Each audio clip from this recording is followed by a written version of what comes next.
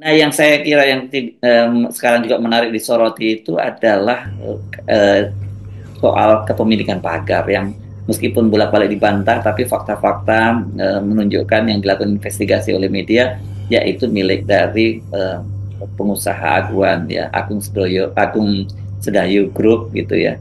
Sementara Pak Aguan ini kan punya relasi yang cukup dekat dengan Pak Jokowi dan kita tahu bahwa Pantai Indah Kapuk II itu juga mendapatkan status PSN dari Pak Jokowi di akhir masa jabatannya. Nah, dengan dilakukan pembongkaran pagar ini, walaupun tetap tidak diakui oleh Aguan, ini kan juga akan mempengaruhi relasi antara Pak Prabowo dengan Pak Jokowi. Bagaimana menurut Anda relasi keduanya pasca pembongkaran ini?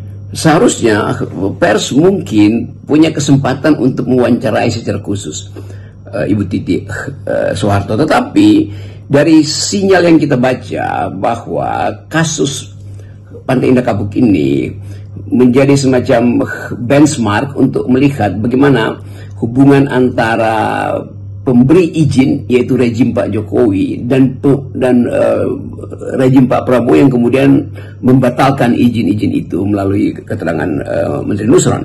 Jadi sinyal utama kita hari-hari ini yang bisa dibaca dengan akal pikiran atau dengan akal sehat adalah mulai ada semacam pengambilan jarak tuh supaya ada alasan untuk mengevaluasi rejim sebelumnya.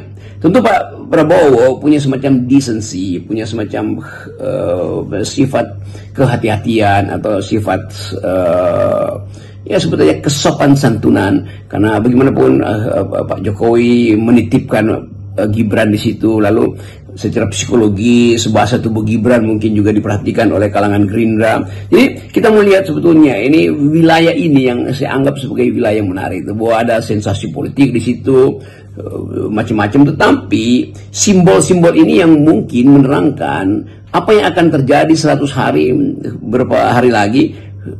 Pak Prabowo akan mengevaluasi kabinetnya, termasuk mengevaluasi prestasi dari menteri-menteri yang masih dianggap menteri-menteri Jokowi. Kan itu dasar berpikir kita tuh. Jadi sekali lagi kita senang ada Titik Soeharto di situ, dan itu memberi sinyal bahwa kemampuan DPR itu akhirnya harus diperlihatkan melalui kehadiran seseorang yang adalah perempuan yang memproduksi ethics of care gitu. Jadi mungkin walaupun tanpa skincare, tapi Mbak Titi itu sangat care dengan kehidupan rakyat, kira-kira begitu kalau kita pakai sedikit langgam berpikir feminis gitu.